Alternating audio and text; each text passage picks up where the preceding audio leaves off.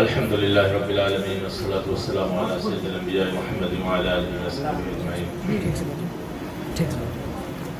أعوذ بالله من الشيطان الرجيم. بسم الله الرحمن الرحيم.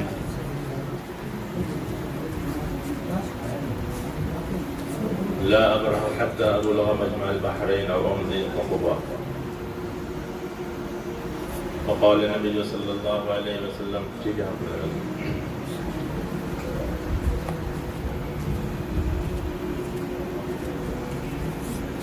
من يرد الله به خير يفقهه في الدين إنما أنا قاسم والله يعطي. وعن عمرو بن العاص رضي الله تعالى عنه قال قال رسول الله صلى الله عليه وسلم من حفظ القرآن فقد استدرج النبوة بين جنبيه إلا أنه لا يوحى إليه ولا ينبغي لصاحب القرآن أن يحد مع من حدث ولا ينبغي لصاحب القرآن أن يجهل مع من جهل معه وفي جوفه كلام. رواه الحاكم في المستدرك. معزز اور محترم حضرات علماء کرام، میرے استاذ و مربی حضرت شیخ نظامی صاحب، اساتذہ کرام اور میرے پیارے بچوں، ریڈیو اسٹیشن میں جو لوگ اپنے پروگرام کو کاسٹ کرتے ہیں وہ بالکل خاموش بیٹھے رہتے ہیں. چھوٹا سا روم ہوتا ہے، وہاں ایک آواز بھی نہیں ہوتی، پورا سائلنٹ، خاموش بیٹھے رہتے ہیں. لیکن خاموش بیٹھنے والوں کا پروگرام ساری دنیا میں لوگ سن رہے ہوتے ہیں. ہمارے حضرت الاستاذ نے ابھی فرمایا میں نے کچھ نہیں کیا، میں نے کچھ نہیں کیا. تو آپ نے کچھ نہیں فرمایا، لیکن وہ ریڈیو اسٹیشن کی طرح آپ بیٹھ کر کے ساری دنیا کو سنا رہے ہیں. الحمدللہ، یہ اللہ کی مہربانی ہے، اللہ کے کرم ہے کہ اللہ نے آپ کو ایک بیٹا بھی دیا اور حافظ قرآن بھی بنے، ماشاءاللہ عالم بھی بنے، اور آپ کی بہو بھی عالمہ ہے ماشاءاللہ. بیٹا بھی عالم، بہو بھی عالمہ. اور میرے لیے سعادت یہ ہے کہ حضرت کے سکھائے ہوئے سبق کو میں آپ کے سامنے سنا رہا ہوں، بلکہ ساری دنیا میں گھوم گھوم کے سناتا ہوں. اس سے بڑا کام اور کیا ہوگا؟ تو ان حضرات علماء میں سے دو تو ہمارے سینئر اکابر علماء میں سے ہیں، حضرت مولانا علی حسن صاحب اور حضرت قاری محمد عیسیٰ صاحب مظاہری. ان حضرات سے ہم نے استفادہ کیا. اور مولانا فرحان صاحب مظاہری، مظاہری ہیں، مظاہری ماشاءاللہ، وہ ہمارے جونیئر ساتھیوں میں سے حفظ کے زمانے کے. تو ہم نے اکابر علماء سے بھی استفادہ کیا ہے. میں دو تین باتیں عرض کروں گا. میں یہاں آتا رہتا ہوں اور جب بھی موقع ملا حضرت کی مہربانی سے یہاں حاضر ہوتا ہوں اور تھوڑا موڑا خطاب بھی کرتا ہوں طلبہ سے. آپ حضرات جو طلبہ ہیں یہاں علم حاصل کرنے کے لیے آئے ہیں، ہے نا جی؟ کون سا علم؟ دینی علم، قرآن اور حدیث کا علم، اور علم نبوت. نبوت جو ہے یہ کسبی نہیں ہے، یعنی کوئی محنت کر کے کوشش کر کے نبوت حاصل کر لے. نبوت کسبی نہیں ہے. یہ گنجا تھا مرزا غلام محمد قادیانی، اس کو شیطان نے وسوسہ ڈال دیا کہ بڑا کام کر رہے ہو عیسائیت کے خلاف، احقاق کے حق میں اور رد عیسائیت پہ بڑا کام کر رہا تھا گنجا مرزا غلام محمد. تو شیطان نے وسوسہ ڈالا اور اس نے پھر بعد میں دعویٰ کر دیا کہ جب اتنا بڑا کام ہم کر رہے ہیں تو لاؤ کیوں نہ نبوت کو بھی حاصل کر لیں. تو اس نے دعویٰ شروع کر دیا کہ میں نبی ہوں. نبوت کسبی نہیں ہے کہ خوب محنت کر لو، کوشش کر لو، لٹریچر لکھ دو، کتابیں لکھ دو تو نبی بن جاؤ. نبوت عطائی ہے. اللہ جسے چاہے دیں، جسے چاہے نہ دیں. نبوت اللہ عطا فرماتے ہیں. جس طرح نبوت اللہ کا عطیہ ہے، اسی طرح نبوت کا علم یاد رکھیے وہ بھی اللہ کا عطیہ ہے، اور موہبت ربانی عطیہ الہی ہے۔ یہ جو قرآن اور حدیث کا علم ہے، اگر کوئی چاہے کہ ہم حاصل کر لیں اور ماہر بن جائیں شریعت کے، قرآن اور حدیث کے غواص بن جائیں، موتیاں نکالنے والے بن جائیں، جس طرح نبوت عطیہ الہی ہے، اسی طرح نبوت کے علوم بھی اللہ کا عطیہ ہے۔ سب کو اللہ نہیں دیتے، بہت سارے آتے ہیں بظاہر حاصل بھی کر لیتے ہیں لیکن چھٹ جاتے ہیں۔ اللہ کے یہاں ان کا قد و کسب اور اللہ کے یہاں ان کا حصول علم مقبول نہیں، مردود ہو جاتا ہے۔ اللہ جس کے ساتھ بھلائی فرماتے ہیں، مہربانی فرماتے ہیں، اس کو اللہ چنتے ہیں نبوت کے علوم کے لیے۔ تو آپ حضرات کو اللہ چنے ہیں، اس کا مطلب اللہ آپ کے ساتھ بھلائی کا معاملہ فرمائے، اور جس کو اللہ تعالیٰ علوم نبوت کے لیے نہ چنے وہ اللہ کی مہربانی سے محروم سمجھے جاتے ہیں۔ مشہور حدیث ہے، دارالعلوم دیوبند کے صدر دروازے پر بھی وہ حدیث لکھی ہوئی ہے، انما انا قاسم واللہ یعطی۔ حضور فرماتے ہیں کہ میں تو بانٹنے والا ہوں، میں تو تقسیم کرنے والا ہوں، دینے والا کون ہے؟ اللہ۔ اس حدیث میں آپ غور کیجئے، نبی صلی اللہ علیہ وسلم کے ذریعے سے اللہ نے قرآن اور حدیث کے علوم کو صرف تقسیم کروائے ہیں، صرف تقسیم۔ علوم دینے والے صرف اللہ ہیں، حضور بھی کسی کو علم نہیں دے سکتے، صرف تقسیم ہے نبی صلی اللہ علیہ وسلم۔ واللہ یعطی، عطیہ علم صرف اللہ کی طرف سے ہوتا ہے۔ غریب کا بچہ کھیت اور کھلیان میں کمانے والا، کوئی پوچھنے والا نہیں، اللہ اسے اٹھا کے کہاں سے کہاں پہنچا دے۔ میں نے ایک مختصر سا مضمون لکھا ہے اپنے حضرت الاستاذ کے اوپر، آپ سرچ کیجئے کہ کہیں گوگل وغیرہ پہ مل جائے گا۔ بیڑی بناتے تھے، پڑھنے کے زمانے میں بھی بیڑی بنائے رانچی وغیرہ میں۔ آج اللہ نے ان کی محبت لوگوں کے دلوں میں جا گزی کر دیا۔ لوگ اپنی ذات کے بارے میں، آج کا زمانہ بتا رہا ہوں، قصیدے پڑھتے ہیں جی، مدح خوانی، خود اپنی مدح کرتے پھرتے ہیں۔ تشہیر نفس کا خبط سوار ہے لوگوں کے لیے۔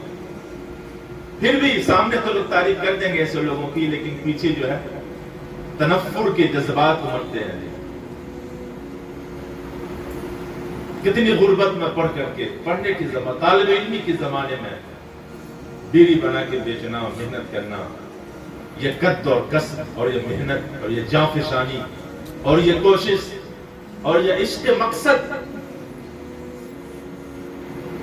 اللہ نے اس کے بدلے میں لوگوں کے دلوں میں کیسی محبت عطا فرمائے۔ سائیکل پہ پھرتے ہیں، سائیکل پہ پھرتے ہیں۔ آج کس مولوی کے پاس سائیکل ہے جی؟ مسجد کے اور مکتب کے استاد کے پاس بھی بائک ہے ماشاءاللہ، لیکن سائیکل پہ پھرتے رہتے ہیں، خدمت خلق میں جٹے رہتے ہیں، رات دو دن لو، اپنا گلا کے، اپنا کھپا کے اور اپنے عرق اور خون کو، پسینے کو جلا کر کے لوگوں کی بھلائی کے لیے یہ جذبات اور یہ فکر پیدا کرنے کی ضرورت ہے۔ تو علم اللہ دیتے ہیں۔ میرے نبی صلی اللہ علیہ وسلم نے صرف تقسیم فرمائی ہے، انما انا قاسم، میں صرف قاسم ہوں، بانٹنے والا ہوں۔ دینے والے کون ہیں؟ صرف اللہ۔ اللہ سے مانگیے۔ کیسے آ گیا یہ علم؟ ہمارے حنفیہ میں سے جو سب سے بڑے امام ہیں، امام ابو حنیفہ رحمۃ اللہ علیہ، اور ان کے سب سے بڑے شاگرد قاضی ابو یوسف رحمۃ اللہ علیہ، امام ابو یوسف جس کو کہتے ہیں، ان کا ایک جملہ میں نقل کرتا ہوں آپ سے۔ وہ فرماتے ہیں العلم شیء لا يعطيك بعضه حتى تعطيه كلك۔ علم ایک ایسی چیز ہے کہ آپ اپنے آپ کو پورا کا پورا اس کو دے دیں، اپنے آپ کو اس کے پیچھے کھپا دیں، گھلا دیں، ختم کر دیں، تب علم آپ کو تھوڑا سا حصہ دے گا، تھوڑا سا حصہ دے گا۔ پورے اپنے وجود کو مٹا دیں علم کے پیچھے، تب تھوڑا سا حصہ، ایک دو قطرہ مل گیا تو مل گیا۔ اپنے آپ کو کتنا مٹاتے ہیں بھائی آج کے زمانے میں؟ کون مٹاتا ہے جی؟ ہمارے حنفیہ میں سے سب سے بڑا ماخذ اور مصدر اور سب سے بڑا قابل اعتماد مستند ذخیرہ فقہ حنفی کا مبسوط سرخسی ہے۔ اللہ آپ کو مطالعے کا کبھی موقع دے اور اللہ آپ کو توفیق دے۔ مبسوط سرخسی امام سرخسی رحمۃ اللہ علیہ نے بھی مبسوط لکھی اور کئی کتابیں ان کی. امام محمد رحمۃ اللہ علیہ کی السیر الکبیر کی شرح بھی انہوں نے لکھی ہے. تو مبسوط سرخسی 30 جلدوں میں. کتنے جلدوں میں؟ اتنی موٹی موٹی 30 جلدوں میں. اور وہ فقہ حنفی کا سب سے بڑا معتمد ذخیرہ ہے. امام شامی، علامہ شامی اور علامہ شامی کے استاد علامہ ابن نجیم مصری، جن کے فتاوی پہ سارے مفتی تکیہ کیے رکھتے ہیں کہ شامی نے لکھ دیا تو اب لکھ دیا. ابن نجیم مصری نے لکھ دیا تو چلو اب اس کی بات کے خلاف. یہ سارے کے سارے جو متاخرین حنفیہ ہیں سب مبسوط سرخسی پہ بھروسہ کر کے فتاوی لکھتے ہیں. تو مبسوط سرخسی کہاں لکھی گئی ہے؟ ایئر کنڈیشن میں بیٹھ کے. بادشاہ وقت نے امام سرخسی کو کسی مسئلے پہ فتویٰ دینے کی بنیاد پر کنویں میں بند کر دیا تھا. باولی میں، بہت بڑی باولی میں بند کر دیا تھا. پہرا بٹھا دیا تھا دربانوں کا. تو وہاں بیٹھے بیٹھے، کنواں میں بیٹھے بیٹھے، عن ظہر قلبی، یادداشت کی بنیاد پر، کوئی کتاب سامنے نہیں، کوئی ماخذ اور مصدر نہیں کہ لاؤ الٹ پلٹ کے دیکھ لیں. بالکل یادداشت کی بنیاد پر انہوں نے اپنے تلامذہ کو بلاتے تھے اور ان کے سامنے املا کراتے تھے، لکھواتے تھے. یہ بولتے تھے اور تلامذہ کاپیوں میں نوٹ بکس میں لکھتے تھے. 30 جلدوں میں مبسوط املا کروایا. جو معمولی چیز ہے جی. علم کے پیچھے اپنے آپ کو بالکل پگھلا دینا پڑے گا، تب تھوڑا سا علم ملے گا. تھوڑا سا علم کے پیچھے اپنے آپ کو فنا کرنا پڑے گا. حضرت مولانا اشرف علی تھانوی رحمۃ اللہ علیہ ابھی ایک ہفتہ پہلے حضرت دربار سے ہو کر کے ہم آئے ہیں. مولانا اشرف علی تھانوی رحمۃ اللہ علیہ نے حضرت مولانا رشید احمد گنگوہی قدس سرہ سے درخواست کی پڑھنے کے دوران، حضرت آپ مجھے بیعت کر لیجئے. کیا کر لیجئے؟ بیعت کر لیجئے. وہ دورے کے سال میں تھے، یافتون کے سال میں تھے مولانا تھانوی. مولانا رشید احمد گنگوہی رحمۃ اللہ علیہ نے حضرت تھانوی کی درخواست بیعت کو مشروط کر دیا کہ جب تم فارغ ہو جاؤ گے، کتابیں پڑھ کے عالم بن جاؤ گے، تب تم کو بیعت کروں گا. ابھی اگر بیعت کر لوں گا تو تم کو کتاب کے مطالعے میں حرج ہوگا. سوچو، بیعت تو اصلاح نفس کا ایک بہترین ذریعہ ہے. انسان کے نفس جو ہے اس کی اخلاقی اور روحانی تربیت ہوتی ہے بیعت کے ذریعے سے. مرشد جو ہوتا ہے، روحانی استاد، نگرانی کرتا ہے، تطہیر کرتا ہے، تزکیہ کرتا ہے، پاک و صاف کرتا ہے. بیعت جیسے خالص اصلاحی اور روحانی عمل کو بھی مطالعے اور کتب بینی میں حرج کی بنیاد پر موقوف فرماتے ہیں. آج ہم لوگ مدرسے میں داخلہ لے کر کے بہت احسان کیے تو کلاس میں حاضر ہو گئے درس میں، اور اس کے بعد موبائلوں میں اور فیس بک پر اور سوشل میڈیا میں رات دن پڑے رہتے ہیں. کیا ملے گا جو آپ کو ایسی کتاب پڑھیں؟ کچھ نہیں ملے گا، کچھ نہیں ملے گا. قسم خدا کی کر رہا ہوں. جمعیت قلبی اور ذہنی یکسوئی یہ علم چاہتا ہے. یہ علم قلبی جمعیت اور ذہنی یکسوئی، ما برائے علم، اردو گاڑی ہو رہی ہے تو سمجھنے کی کوشش کیجیے. ما برائے علم، تمام چیزوں سے اپنے آپ کو منقطع کر لینا، کاٹ کر کے، اور بالکل مثل شمع، پروانہ جیسے شمع پہ پگھلتا ہے، پروانہ جیسے شمع پہ اپنے آپ کو فدا کرتا ہے، ایسی آپ کو کتابوں پہ اپنے آپ کو فنا کرنا ہوگا، تب کچھ علم آئے گا. کلاس میں بیٹھے ہوئے ہیں اور ذہن ہے فیس بک پر، کلاس میں بیٹھے ہوئے ہیں ذہن ہے انسٹاگرام پر. کیا پڑھ لو گے جی؟ قسم خدا کی کچھ نہیں آئے گا، کچھ نہیں آئے گا. مولانا عبدالحی صاحب فرنگی محلی، تمام فقہ حنفی کی کتابوں پہ ان کا حاشیہ ہے. فرنگی محل، ابھی ہم ان کے گھر سے بھی آئے دیکھ کر کے، لکھنؤ سے ایک ہفتہ پہلے. نومری میں انتقال ہو گیا، 48 سال کی عمر میں دنیا سے. اتنی کتابیں انہوں نے لکھی ہے، اللہ اکبر، عربی میں، فقہ پہ، حدیث پہ، حد ہے. علامہ عبدالحی فرنگی رحمۃ اللہ علیہ، فرنگی محلی رحمۃ اللہ علیہ، مطالعے کے دوران پانی کا تقاضا کیا. ان کے والد نے بیٹے کو آزمانے کے لیے پانی کے بجائے انڈی کا تیل دے دیا، لے جاؤ. چنانچہ وہ مطالعہ کرتے ہوئے انڈی کا تیل پی گئے. ان کو پتہ ہی نہیں چلا انڈی کے تیل پیے ہیں یا پانی پیے. اتنا انہماک اور مقصد کے حصول کے پیچھے ایسا کمال جستجو، تو پھر ان کو علامہ عبدالحی فرنگی محلی دنیا نے دیکھا، ان کو اپنے آپ کو کتاب کے پیچھے پگھلانا پڑے گا۔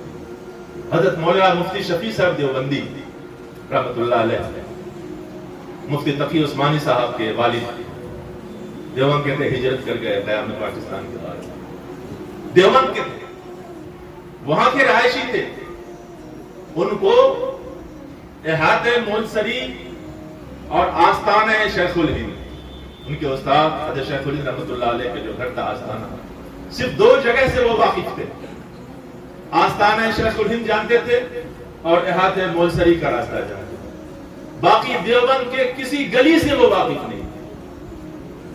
آج جو طلبہ امن رہے ہیں شوال کے مہینے میں دیوبند جا کے گلی گلی چپے چپے سے واقف ہو گئے اور کتاب کا کچھ پتہ نہیں، ہزاروں کی تعداد میں آتے ہیں اور چھٹ جاتے ہیں۔ وَأَمَّا الزَّبَدُ فَيَذْهَبُ جُفَاءً وَأَمَّا مَا يَنْفَعُ النَّاسَ فَيَمْكُثُ فِي الْأَرْضِ۔ اپنے آپ کے اندر نافعیت پیدا نہیں کیجیے گا تو مثل جھاگ اللہ بہا کے لے جائیں گے۔ جب قیمت ہوگی، افادیت ہوگی، نافعیت ہوگی، وزن ہوگا اندر سے، فَيَمْكُثُ فِي الْأَرْضِ، تو اللہ باقی رکھے، نافع بنائیں گے۔ اپنے امام مسلم رحمت اللہ علیہ، صحیح بخاری کے بعد شریعت اسلامیہ کا سب سے بڑا ذخیرہ امام مسلم رحمت اللہ علیہ ایک حدیث کی جستجو اور تلاش میں اتنا بڑا کھجور کا ٹوکرا ایک ایک کر کے کھاتے گئے اور کھجور پیٹ میں جا کے جو ہے اور پھولتی ہے، کھاتے وقت تو پتہ نہیں چلتا، بعد اور پھولتی ہے کھجور، پورا ٹوکرا کھا گئے اور بعد میں جب کھجور پیٹ میں جا کے پھولی تو ان کی موت کا ذریعہ بن گئی، پتہ بھی نہیں چلا ان کو، ہم کہتے کہ کھجور کھاتی ہے، کیوں؟ مطالعے میں غرق تھے، مطالعے میں حدیث کی تلاش میں غرق تھے، پتہ ہی نہیں چلا کتنا کھائے، اور پھر وہی ان کی ہلاکت نفس کا ذریعہ اور سبب بھی۔ اتنا انہماک تب جا کر کے جو ہے ان حضرات نے جو حدیث کے کام کیا ہے، اتنا انہماک پیدا ہوا تو اوجز المسالک جیسی کتاب سامنے آئی، فیض الباری جیسی کتابیں سامنے آئی، کوکب الدری جیسی کتابیں سامنے آئی، اور یوں بیٹھ کر کے مکے مارنے سے کیا ہو گیا؟ اس لیے زمانہ بہت خطرناک ہے، یہ سوشل میڈیا اور فلاں کلاسوں میں بیٹھ کے، درسگاہوں میں بیٹھ کر کے جسم تو یہاں اور فکر اور ذہن اور دماغ واحد حاضر جمع پائے، واحد حاضر، جسم حاضر ہے اور ذہن اور فکر اور توجہ اور سوچ یہ جمع، یہ سب غائب ہے، تو ضیاء وقت کے کچھ نہیں ہے، اس طرح مت کرنا۔ جب آپ یہاں آئے ہیں، علم جو ہے، علم نبوی کوئی رسمی چیز نہیں ہے، یہ عطیہ الہی ہے، موہبت ربانی ہے، اس کے لیے جو چیز جتنی بڑی ہوتی ہے اس کی اتنی زیادہ قدر کرنی پڑتی ہے۔ کوئی محتم بشان چیز ہو اور اس کی ناقدری کیجئے تو نکل جائے گی وہ چیز۔ میں نے ایک حدیث پڑھی ہے مستدرک حاکم کی، جس آدمی نے اپنے سینے میں قرآن پاک کو یا قرآن پاک کے علوم کو، اب چاہے حافظ بن جائے جو مطلق متن قرآن کو یاد کر لیجیے، حافظ بن گئے، یا متن قرآن کی جو شرح ہے عالمیت کے کورس، اسی کی تو شرح ہے یہ قرآن اور حدیث، جو حافظ ہو یا عالم ہو، فقد استدرج النبوۃ بین جنبین، تو اس نے نبوت کو اپنے سینے میں محفوظ کر لیا، یعنی اب اس کے اور نبی کے درمیان کوئی فرق نہیں ہے سوا ایک فرق، الا انہ لا یوحی الیہ، بس کہ اب اس حافظ اور عالم کے پاس فرشتہ وحی لے کر کے نہیں آتا ہے، اور نبی کے پاس فرشتہ وحی لے کر کے بھی حالات اور ضرورت اور تقاضے اور چیلنجز کے مطابق فرشتہ وحی لے کر کے حاضر ہو جاتے ہیں، لیکن حافظ اور عالم کے سامنے اب نزول وحی کا سلسلہ ختم ہے، اس کے علاوہ اور کوئی فرق نہیں۔ اتنا اہم مقام اور مرتبہ طلباء کا ہے، جی علماء کا ہے، طلباء کا، آپ حضرات پڑھنے آئے ہیں، بہت اہم چیز ہے، اس کے لیے آپ ابھی سے تہیہ کیجیے۔ میں نے ایک آیت پڑھی دی ہے، اس کی 15ویں پارے کی، حضرت موسیٰ اور خضر علیہ السلام، امام بخاری رحمۃ اللہ علیہ نے بڑا لمبا باب قائم کیا ہے، وقت نہیں ہے، میں ختم کر رہا ہوں، ٹائم زیادہ ہو گیا۔ امام بخاری رحمۃ اللہ علیہ چھوٹے چھوٹے مسئلے کو مستنبط کرنے کے لیے کمال اللہ نے ان کو جو فقاہت دی ہے اور اللہ تعالیٰ نے ان کو جو ذہانت دی ہے، جو اجتہاد کا مقام عطا فرمایا ہے، حضرت موسیٰ علیہ السلام اور حضرت خضر علیہ السلام لمبا تذکرہ انہوں نے کیا ہے، ساری روایتوں کو انہوں نے جمع کیا ہے۔ مجلس میں سوال ہوا موسیٰ علیہ السلام سے، من اعلم الناس، نبی تھے تو انہوں نے کہا میں اللہ کو ناپسند ہوں، اللہ کو ناپسند ہوں۔ اندر سے متکبر ہو ہی نہیں سکتا، لیکن ظاہری اسلوب مناسب نہیں تھا۔ پھر اللہ سبحانہ و تعالیٰ نے مواخذہ فرما دیا، جو جتنا بڑا ہوتا ہے اللہ اس کو اتنا ہی بڑا مواخذہ بھی فرماتے ہیں۔ تو پھر اللہ سبحانہ و تعالیٰ نے کہا اچھا آپ کو اپنے علم پر، بڑے مطالعے پر، اپنی تحقیق پر، اپنی جستجو پر ناز ہے، اور کہتے ہیں میں چلیے اب آپ طالب علم بن کر کے جائیے خضر کے پاس، میرا ایک بندہ ہے۔ اور پھر ترکیب اللہ نے بتلائی ان کو، مچھلی بھون کر کے جائیے۔ میں تفصیل میں نہیں جاؤں گا، آپ بے فکر رہیے۔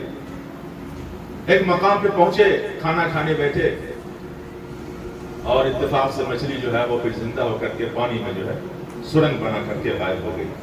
تو اب اس کی تلاش میں پھر پلٹے موسیٰ علیہ السلام نے خادم کے ساتھ، اور کیا انہوں نے فرمایا جو میں نے آیت پڑھی تھی شروع میں، لا ابرح حتی ابلغ مجمع البحرین او امضی حقبا۔ اللہ اکبر، جانتے حقبا کس کو کہتے ہیں؟ وہ فرماتے ہیں کہ مجھے خضر کے پاس جانا ہے اور استاد کے پاس مدرسے میں داخلہ لینے کے لیے، میں اب طالب علم بن گیا ہوں تکبر کی وجہ سے، تو استاد کے پاس جانا ہے، اور وہ مچھلی مجھے پہنچا دی اور مچھلی غائب ہو گئی ہے۔ اب میں اس مدرسے تک، اس معلم تک پہنچنے کے لیے چاہے مجھے حقبہ سالوں سال پاپڑ بیلنا پڑے، پیدل چلنا پڑے، محنت اور مشقت کرنا پڑے، میں جا کر کے رہوں گا۔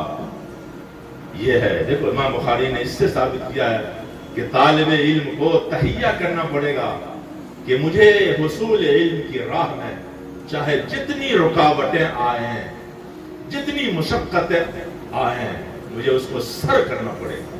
یہ نہیں کہ اس مدرسے میں بھائی سہولیات نہیں ہے، ماشاءاللہ مدرسہ بچہ اتنا دن بدن سہولیات بڑھ رہی ہیں، تہیہ کرنا پڑے گا کہ حصول علم کی راہ میں جتنی مشقت ہے میں سب کو سر کر جاؤں گا انشاءاللہ، چٹان کو پانی بنا دوں گا، تب جا کے علم حاصل ہوگا۔ آپ نے سنا ہوگا بہت بڑے فقیہ گزرے ہیں، فقیہ سمرقندی رحمۃ اللہ علیہ، ان کا جوڑا مجھے اچانک یاد آ گیا۔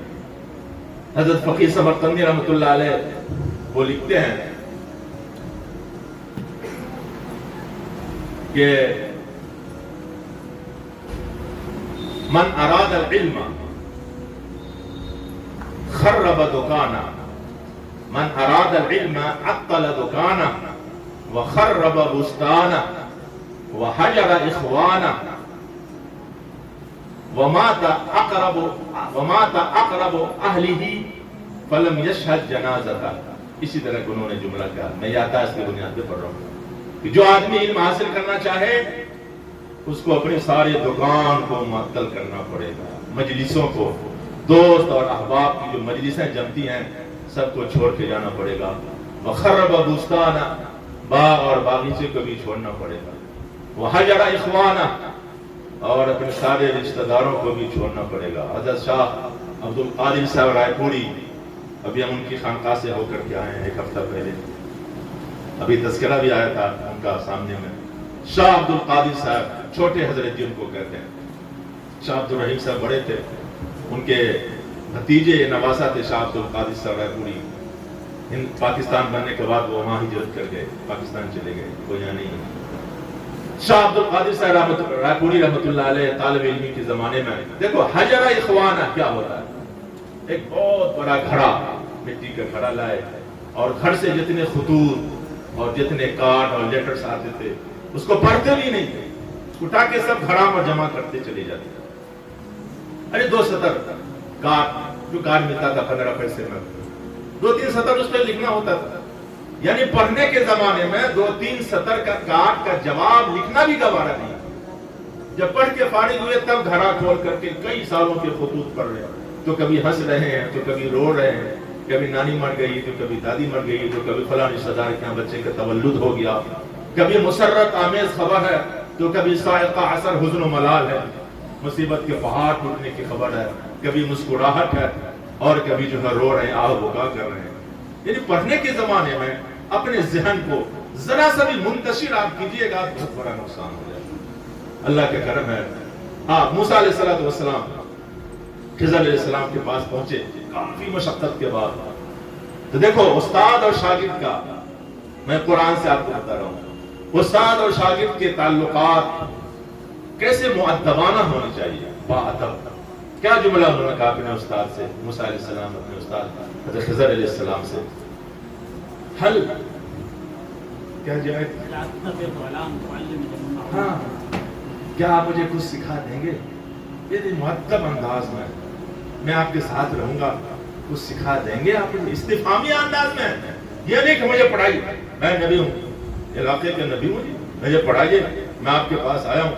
तो उन्होंने दाखिला फार्म दिया, तारीखी तौर पे नहीं, ज़बानी तौर पे, मैं मेरा उसलूब में बता रहा हूँ। उन्होंने अपनी शराइत रखी, जैसे दाखिला फार्म मदारिस वाले वहीं से लाए हैं। ये सारे उलमा जो है मदरसा चलाने वाले, वो दाखिला फार्म में जो शराइत रखते हैं सब वहीं से मुस्तंबत किए। उन्होंने कहा देखो ये करना पड़ेगा आपको मेरे मदरसे में, मैं जो कुछ काम करूंगा तो आपको उस पे जो है एतराज नहीं करना पड़ेगा, कुछ भी करूं चुपचाप देखते रहना। तो उन्होंने हाँ बिल्कुल सिग्नेचर किया, दस्तखत किया, हामी बड़ी मैं नहीं करूंगा, लेकिन बाद में उनसे सब्र नहीं हो सका और टोकते गए। उनको टोकना जरूरी था, वो नबी थे, टोकना भी जरूरी था, और टोकते चले गए। मदरसे के उसूल और ज़ाब्ता के खिलाफ जब इन्होंने किया तो दाखिला सौख्त कर दिया गया। दाखिला सौख्त करना भी सुन्नत है। दाखिले मदरसे से इखराज हो गया, क्या बस जा, हाज़ा फ़िराक़ु बैनी व बैनी, जा, अब आपको मेरे मदरसे में रहने की गुंजाइश तक ही नहीं है, काट दिया था। अब दाखिला कट गया तो उस्ताद को अपने शागिर्द को इबहाम में नहीं रखना चाहिए, गो मगो की कैफियत नहीं होनी चाहिए, चाहे किताब की तफहीम में हो, किताब समझाने में हो, या कोई इंतजामी मामले में हो। गो मगो और तारीकी में रखिएगा, इबहाम में रखिएगा तो बदगुमानियां जन्म लेंगी, जमी गोइयां पैदा होंगी और आपके ताल्लुक से तालिब इल्म का ज़हन खराब होगा। आप वजाहत कीजिए, तशफ़ी बख्श तौज़ीह कीजिए, तौजीह कीजिए। हज़रत खिज़र अलैहिस्सलाम ने कहा दाखिला तो आपको काट दिया हूं, अब आप तशरीफ ले जाइए यहाँ से, लेकिन अब आप सुन लीजिए आपने क्या क्या काम किया है, अब उसकी वजह मैं बताता हूँ। तो फिर उन्होंने तफसील के साथ, जो वक्त मेरे पास नहीं है जी, आप हज़रत माशाल्लाह हाफिज भी हैं, वो पढ़ते चले जाइए कि मैंने आपका दाखिला क्यों काटा, मैंने आपका इखराज यहाँ से क्यों किया, सारे इबहामात को उन्होंने खोल कर रख दिया, वजह बता दी कि आपने अपने उसूल की पासदारी नहीं की, उसके लिहाज नहीं कर सके, और आपने एतराज किया था इस बच्चे को क्यों मार दिया, इस दीवार को क्यों सही कर दिया, और फलाना और फलां। लीजिए उसकी सारी तवजीहात पेश कर रहा हूँ, आप यहाँ से चले जाइए। तो मूसा अलैहिस्सलाम, खिज़र अलैहिस्सलाम कितना उन्होंने मशक्कत बर्दाश्त किया, समंदरी सफर किया सीखने के लिए। आप तो माशाल्लाह कोई समंदर ही नहीं, टमटम पकड़िए, टोटो पकड़िए, यहाँ जाइए, खाना है माशाल्लाह 2 टाइम 3 टाइम, पंखा है, सब कुछ है। तो पे मकसद के पीछे जो है मिस्ल शम्मा अपने आप को पिघलाना पड़ेगा, और मावराए इल्म सारी दुनिया से आपको कट जाना पड़ेगा, तब थोड़ा सा इल्म आपको आएगा।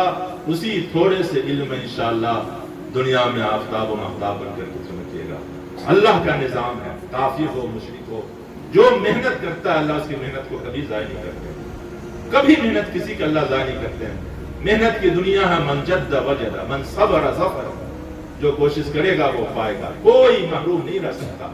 जो सब्र करेगा, बर्दाश्त करेगा, 10 साल 20 साल 25 साल 30 साल के बाद अल्लाह उसको चमका करके दिखाते हैं, चमका करके दिखाते हैं। मशक्कत में पलने वाले जो होते हैं, कीचड़ में खिलने वाले फूल जो होते हैं कमल के, कितना खुशनुमा होते हैं।